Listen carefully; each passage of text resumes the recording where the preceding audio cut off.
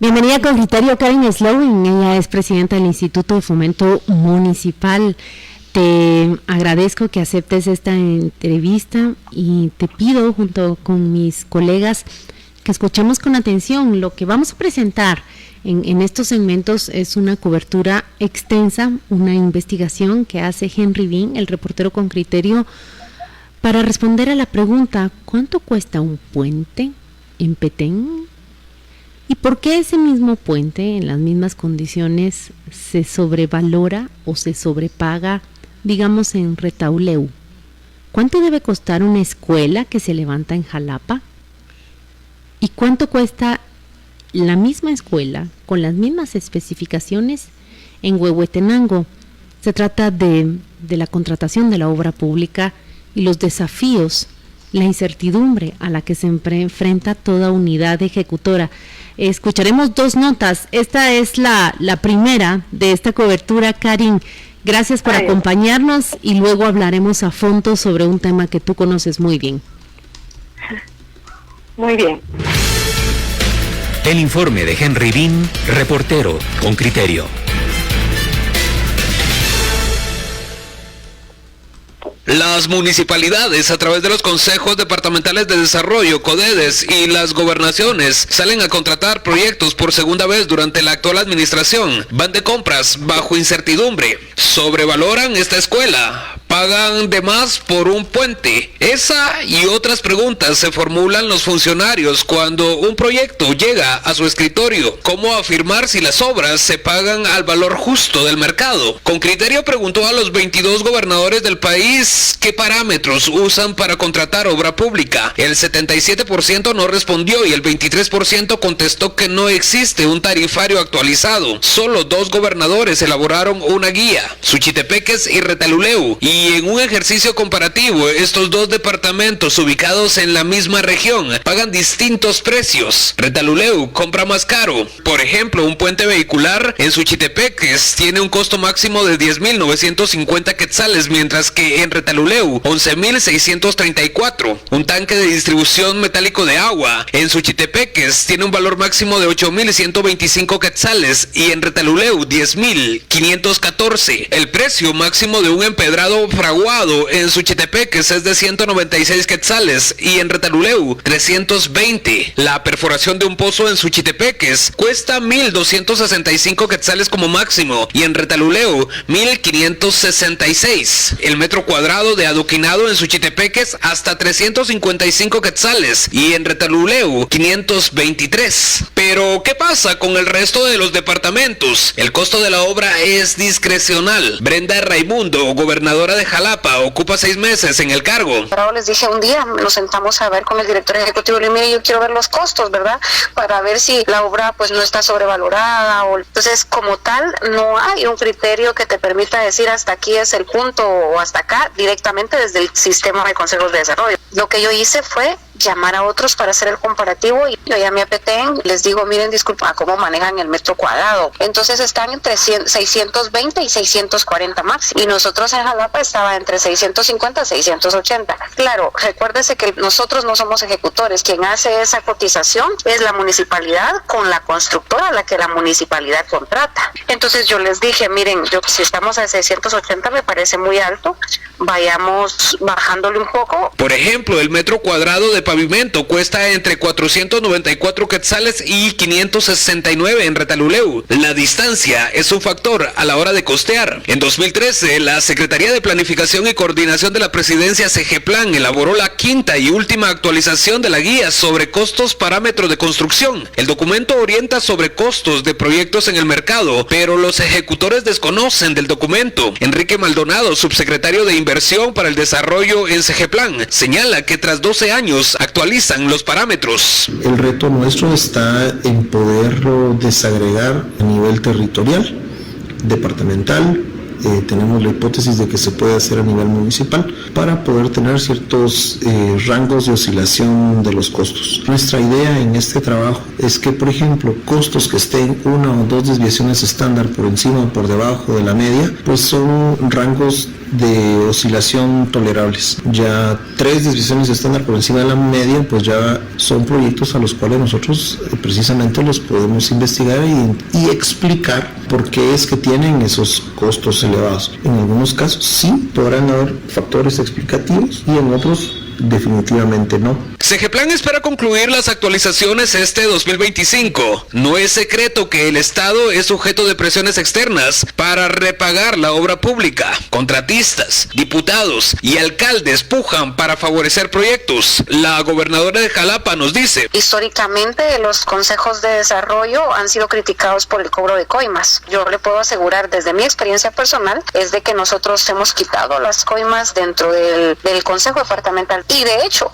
recientemente hicimos un cambio precisamente por este tipo de denuncias, un cambio interno. Pero recuérdese que la autonomía municipal también no nos permite a nosotros involucrarnos en cuando ellos ya tienen su funcionalidad del manejo de presupuesto. Es decir, claro que nos podemos involucrar porque es una decisión de nosotros decirles, no, miren que sentimos que esto está sobrevalorado, que lo hemos hecho, se toma a mal.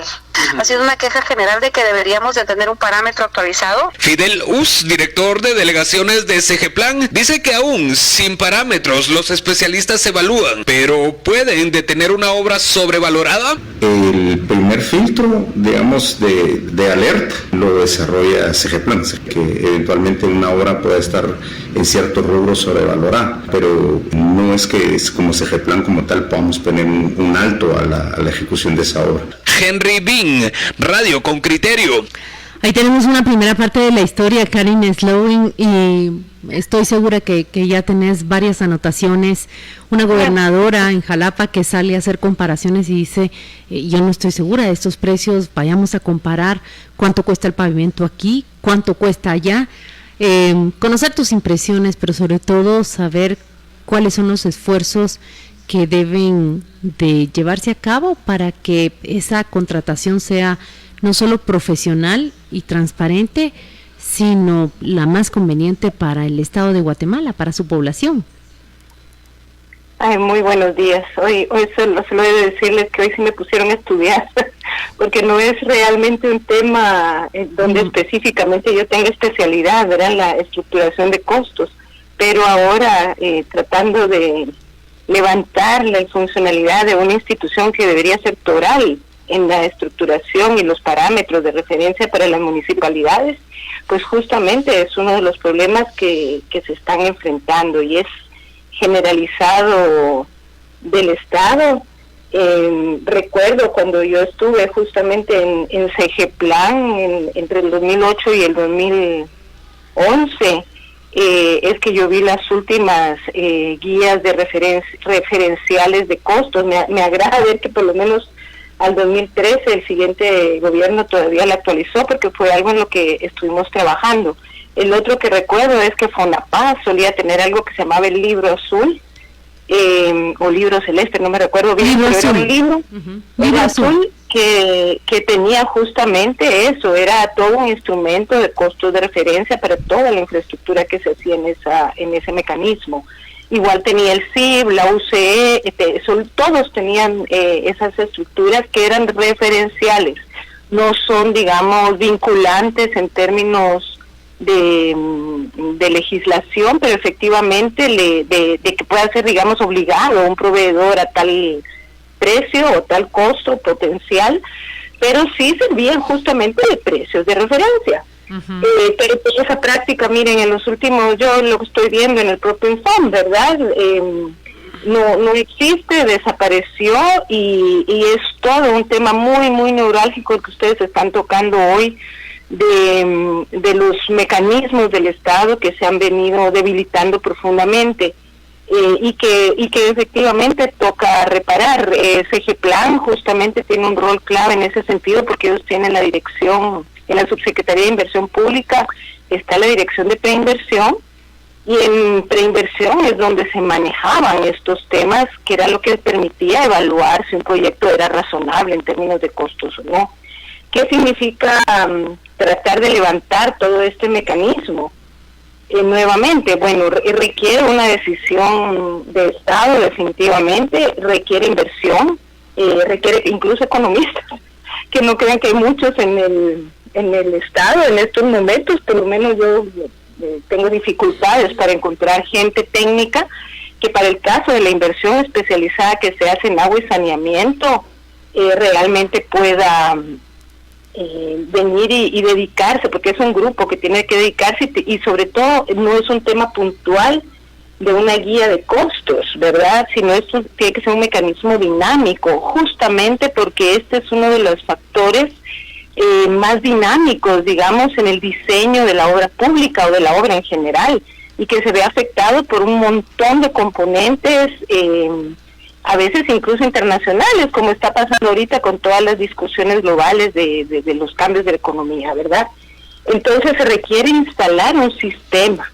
Lo último que yo recuerdo que se hizo en esto es lo que cuando Julio Héctor Estrada fue ministro, planteó en el INE. Pero ayer justamente hablando con el director, con el gerente del INE, él me comentaba que ellos sí hacen precios de referencia, pero solo lo hacen para ciertos mecanismos, como por ejemplo contratos abiertos o para cuando se hace subasta inversa, que en mi opinión es un gran mecanismo, pero que no se usa, ¿verdad? Son tres, no recuerdo el tercero ahorita. Entonces, digamos, si una institución como Infom quiere tener precios de referencia para la inversión que se hace en agua y saneamiento, el INE no la puede ofrecer porque si no entra en uno de estos mecanismos. ¿Qué se hace entonces? Internamente es de las cosas que estamos reconstituyendo, es que ahora se hace casuísticamente. Es algo que me parece muy importante que la población entienda, que no es lo ideal definitivamente, estamos claros, porque ahora se hace casuísticamente. Y depende mucho del modelo, el modelo operativo, digamos, por ejemplo, la obra que se hace en Infom generalmente es tripartita. Entonces una parte del costo de la obra lo pone el Infom, otra parte la pone la comunidad y otra parte la pone la municipalidad, para un sistema de agua, un pozo, lo que sea. Entonces la cuantificación de lo que aporte el Infom se hace a partir del diseño específico para esa comunidad, para ese sistema o lo que sea que se va a construir. Y ahí se detalla primero qué materiales se van a comprar localmente y cuáles son materiales que no se compran localmente, sino se compran en el mercado porque tienen ciertos requerimientos o realmente no los vas a conseguir. Y se van imputando los distintos costos adicionales, ¿verdad? Transporte, mano de obra local, mano de obra calificada, pero el tema es que se está haciendo casuísticamente, caso a caso, no casualmente, sino casuísticamente, lo cual es altamente ineficiente, y si bien sí se adecua a las necesidades, digamos, muy propias, especialmente en las comunidades donde el Infom trabaja, no es práctico como política de Estado. Entonces, ¿hacia qué vamos nosotros? Pues primero tratar de reconstituir el sistema interno. Yo no encontré ninguna estructura de costos para nada de los servicios que presta Infom. Estamos en ese trabajo, pero la idea es crear más que una guía, es un sistema de precios de referencia a donde los alcaldes se puedan mínimamente es informarse y sus DMPs de los valores, ¿verdad? Y los precios, pero eso requiere una inversión, una unidad específica que tiene un costo, ¿verdad? Porque un equipo, Karen, que además esté permanentemente actualizando esos costos, porque correcto, es un sistema dinámico el que requiere una fluctuación constante de precios, pero ¿quién debería estar a cargo de eso? Y solo te voy a decir cuál creo yo que es el principal obstáculo, y un poco Henry Vic nos lo ilustró con los dos ejemplos que puso, Retaluleu y Suchitepeques. En Suchitepeques no hay un diputado dominante que esté persiguiendo, aunque empieza a haber por ahí, veo al partido de nosotros metiendo sus garritas en un par de municipalidades y queriendo sacar mucha plata de eso. En cambio en Retaluleu veo un auténtico cacique, el exalcalde de la cabecera, convertido en diputado de Sur y Ríos, este señor Huicho Galindo, dueño de un emporio de empresas de construcción, que está todo el tiempo tratando de que las municipalidades le contraten a sus empresas. Pues ahí tenés como el ejemplo de por qué esos precios de referencia afectan a unos y nos podrían beneficiar a todos si los tuviéramos funcionando permanentemente. Así es. Mira, uno de los factores del desmantelamiento de esos sistemas que no eran perfectos, pero habían por lo menos, y que allá no hay prácticamente, ese es el componente político y todos los mecanismos que desafortunadamente funcionan, ¿verdad?, detrás de la obra pública. Y la señora gobernadora lo decía, o sea, las alcaldías realmente no son unidades ejecutoras, son unidades ejecutoras en términos presupuestarios. Pero entonces en esa dinámica es que el Estado, que las transferencias de gobierno central son fundamentales para toda la obra pública, es que hay que volver a restablecer esos parámetros. ¿A quién le toca? Yo creo que le toca, es un sistema el que hay que montar, un sistema articulado porque tiene especialidad. Por ejemplo, cuando oí en el reportaje, no sé si lo oí bien, que un pozo cuesta 1.600, no sé qué. La perforación. Pues yo me río, ¿verdad? Porque no es cierto. O sea, pero no hay pozo que cueste 1.500 pesos en ningún sitio. No, o sea, eso debe tal vez por metro, lo dijo, y no, o sea, yo no lo vi, pero me disculpo si no lo vi. Pero lo que les quiero decir es que del año que yo ya llevo ahí, pues yo sí ya sé cuánto le cuesta al Infom hacer un pozo con costos subsidiados, porque no se imputa el costo de personal, todo lo que nosotros ponemos, y lo que le cuesta en el mercado un pozo a un alcalde. ¿Y cuál es la diferencia? Pero, me interesa saber. Es casi el doble, y la razón es, bueno, hay varias razones, pero una muy importante es que en la estructura de costos del Estado no se está imputando el recurso humano. Por ejemplo, nosotros ahorita sí estamos recalculando para todas las unidades que prestan servicios directos cuáles son los costos reales de una intervención. ¿Qué te digo? Por ejemplo, tenemos un laboratorio de agua y tú miras los costos de lo que cuesta hacer los análisis de agua y frente a los costos de mercado, y son pues muy favorables para las MUNIs. ¿Por qué? Porque no se están imputando varios costos que en realidad es un subsidio, ¿verdad? Porque los financia el Infom a través de sus recursos o de los recursos que recibe del gobierno central. Entonces no hay claridad de todo eso. Y sí hay una profunda variabilidad local en los costos. Por ejemplo, un tema que afecta mucho, fletes, ¿verdad? No es lo mismo contratar, me acaba de pasar, un flete que vaya de Ixcán a Santa Cruz Varillas y contratado en Ciudad de Guatemala a un flete local. Pero es más barato, obviamente. El flete local era N veces más barato, pero administrativamente es N veces más complejo contratarlo. Entonces, no todos los factores son imputables necesariamente a corrupción. Hay una gama muy compleja. O, por ejemplo, el traslado, imagínate, el traslado de Ciudad de Guatemala de una arena, era una cosa así, hacia Ixcán, hacia Santa Cruz Varillas, una aldea, porque no era la cabecera, ¿verdad? Era una aldea, costaba 4 o 5 veces lo que nos costaba el fletero, que había que ir a traer primero la arena al Ixcán, pero administrativamente fue una pesadilla resolver que finalmente se pudiera contratar al fletero local. De eso justamente nos habla un gobernador en Petén. Exacto. Que está justamente en plena construcción de una escuela. Karen, voy a pedir si es posible que te quedes con nosotros después de la pausa comercial. Vamos a ir a otro segmento, escuchar el caso del gobernador en Petén y darle pues fin a la conversación. Quédate con nosotros, vamos a otro segmento. Claro que sí. Fabulosa 889 está presentando Con Criterio. Ya regresamos.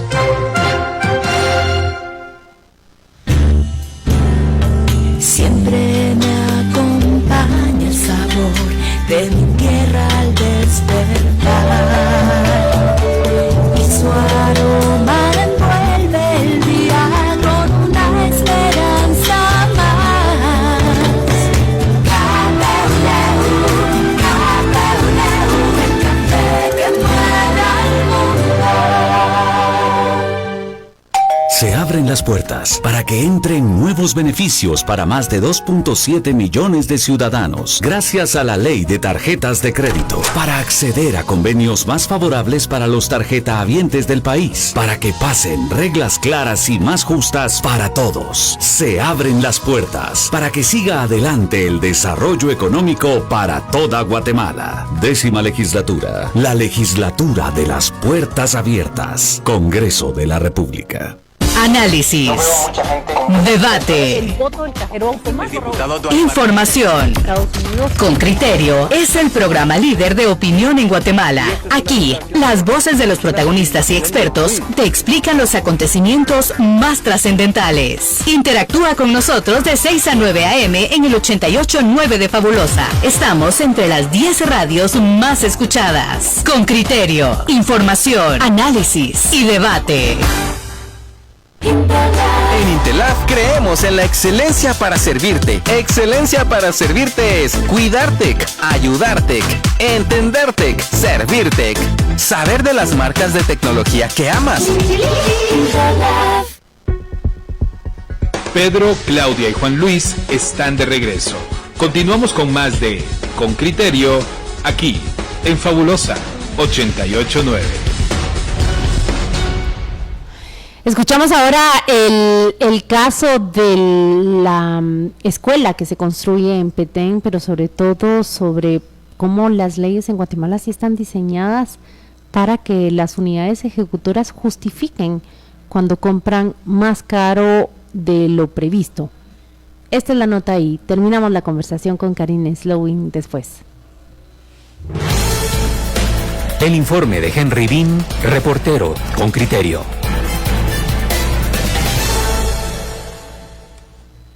El artículo 7 de la Ley de Contrataciones señala que cuando se realice un ajuste por fluctuación de precios, las entidades sujetas elaborarán un informe detallado que justifique dicho ajuste. Este informe será publicado en Guatecompras y constituirá un anexo del contrato original. El artículo 8 de la misma ley ordena al Instituto Nacional de Estadística, INE, a elaborar informes periódicos de los precios de referencia de bienes y servicios. El subsecretario de Inversión. Tenemos convenio con la Contraloría y con el Ministerio Público en el caso de proyectos que presenten algunas deficiencias. Para ellos, ya como entes investigadores, pues puedan tener una conclusión. Ahora, pero sabemos que la Contraloría no actúa preventivamente o no son auditorías concurrentes. Pues nosotros cada mes les entregamos un informe a ella sobre el estado de los proyectos en ejecución. Ahorita son, ¿cuántos? 6.900 proyectos. ¿Hay antecedentes de que se haya pagado alguna obra porque esté sobrevalorado? Al momento no. Pero con la revisión técnica que se hace se pueden ajustar más adecuadamente los presupuestos. Con Criterio revisó el Sistema Nacional de Inversión Pública, SNIP, y el Consejo Departamental de Desarrollo de la Libertad Petén tiene aprobado para 2025 la construcción de una escuela primaria en el caserío El Tambo. El proyecto consiste en 2 aulas, dirección y bodega. El monto asciende a 750,000 quetzales para una vida útil de 20 años. La guía 2013 de Segeplan recomienda una escuela con un modelo similar con un precio promedio de 730,000 quetzales. Mauricio Acevedo, gobernador de Petén, afirma que el costo de la obra lo dictan los contratistas y según el área se encarece. Entonces, nosotros estamos esperando mecanismos. Por ejemplo, yo le hablaba el otro día del famoso libro azul que existió en algún tiempo que era para infraestructura vial. Nosotros quisiéramos tener un libro gris que nos diga, mire, porque también hay que regionalizar, hay que entender esa parte. Aquí en el departamento, por ejemplo, no tenemos arena de río. Entonces,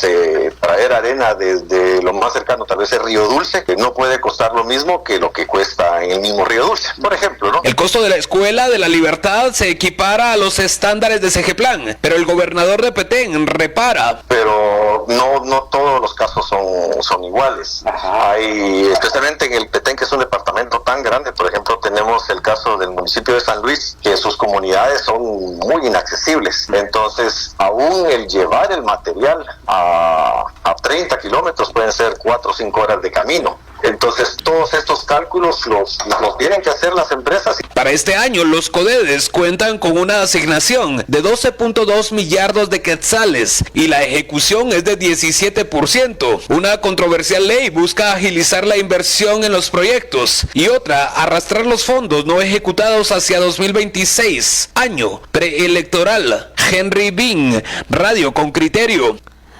Karin, muchas gracias por permanecer con nosotros. Ahí tenemos justamente el caso de la escuela de Petén y uno de los entrevistados citaba justamente lo que tú dijiste.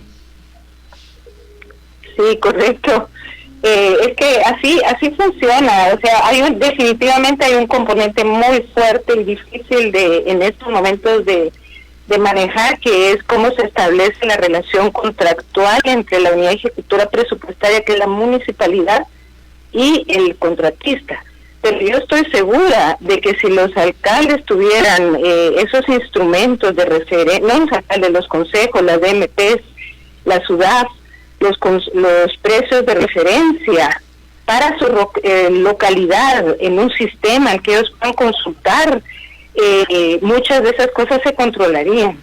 Porque hay un hecho real en esto, o sea, ciertamente subir el costo de la obra tiene algunas ventajas particulares, pero el presupuesto de la MUNI no es elástico. Entonces lo que quieren los alcaldes, especialmente en un periodo así, es hacer más obra, porque es lo que más les sirve, incluso políticamente.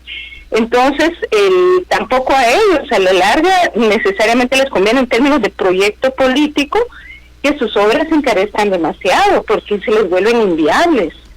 Entonces yo creo que ese es un esfuerzo de Estado que sí hay que hacer, ¿no?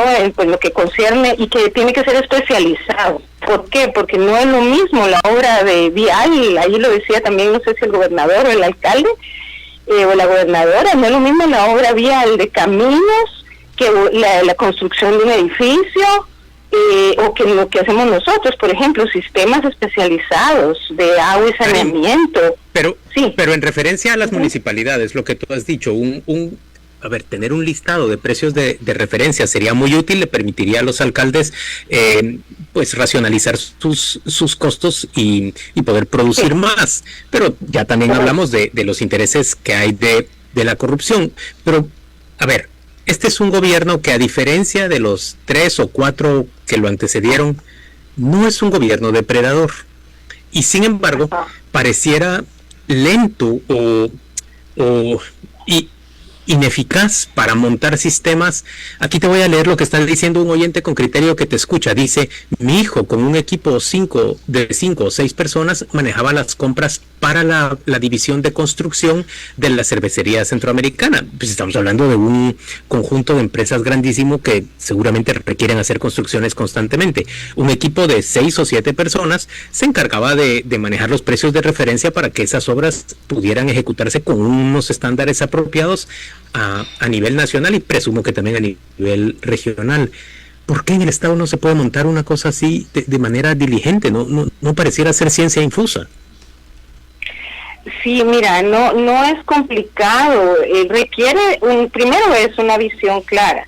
Segundo, el tema es que para montar eso miren, es que el nivel de desmantelamiento que hay, de donde hay que levantar la práctica, realmente hace mucho más lenta los procesos. Pero como yo les decía, sí es posible. Yo ya lo estoy haciendo en el Infom, primero para montar las estructuras de costos de lo que nosotros hacemos.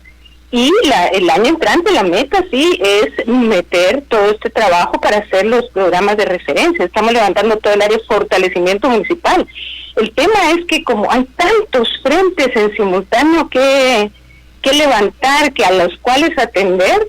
Por ejemplo, nosotros ahorita vamos a empezar a apoyar a las municipalidades para que puedan armar bancos de proyectos. Lo vamos a hacer con la CGPlan, porque parte de la subejecución es porque los municipios no tienen la capacidad de montar ni siquiera proyectos, muchas de ellas. Entonces hay que trabajar en eso, hay que trabajar en las estructuras de costos, y no es que sea complejo, pero son, digamos, procesos dentro del Estado que incluso adentro de las instituciones enfrentan resistencia. También lo tengo que decir. cualquier cambio que se está tratando de implementar enfrenta unos valladares internos impresionantes, ¿Y se deben esos hasta resistencias activas? Ajá. Pues, ¿sí? Karin, no, es que mi pregunta era, ¿cuáles son esas resistencias? ¿Quiénes son las personas que quieren? Mira, en general es funcionariado que ya está acostumbrado a hacer las cosas de cierta manera y cuestiona por qué las tiene que hacer ahora de otras. Desde cosas como eso, hasta por ejemplo, te voy a poner el caso que yo sí domino ahorita, el caso del Informe. El Informe tiene una dirección profesional de adquisiciones. Trabaja con un modelo administrativo en donde la administración tiene una jefatura de compras, con gente que no es profesional de compras o con muy poca gente que es profesional de compras más bien. Entonces con eso tú no puedes levantar procesos, digamos, y estructuras de costos, porque además tenés 4 personas en toda la institución para hacer no solo la estructura de costo, el vetting de empresas, la adquisición, los procesos administrativos, las juntas de cotización votan los procesos, entonces se van buscando las rutas que sí lo permiten. Es un maremaje muy complejo, pero repito, no quiero con eso excusar, sino es como informar un poco mejor que a veces una acción que parece obvia, fácil y muy puntual, que necesitas crear unas ciertas condiciones internas dentro de la institución para poder avanzar en ese sentido, porque si no se paraliza. Es difícil explicarlo en tan corto tiempo, pero ese es pero que se puede hacer y se debe hacer indiscutiblemente. Solo quiero añadir un último punto. Los precios de referencia o los sistemas de referencia son mecanismos referenciales para ampliar la información y que nadie le dé demencia, por decirlo de alguna manera, a la hora de decidir sobre costos. Pero el gran tema acá es que la obra pública no tiene un marco regulatorio propio, está inserta dentro de la ley orgánica del presupuesto y esos mecanismos no son vinculantes.